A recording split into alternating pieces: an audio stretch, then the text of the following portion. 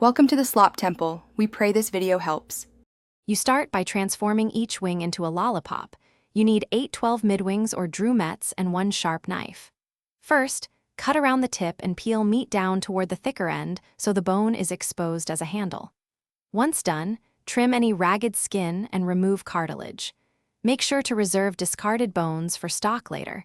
This reduces waste and builds flavor. Chill the prepped lollipops for 15-30 minutes to firm the meat before marinating or breading. You now build flavor and texture by marinating, then breading. Start with a 30-60 minute yogurt-based marinade. It tenderizes and carries spices evenly.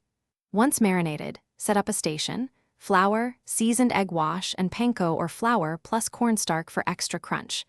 Dredge each lollipop in sequence for full coating. Heat oil to 175 degrees 180 degrees C once the oil is steady. Fry in small batches for 6-8 minutes until golden and internal temperature reaches 75 degrees C.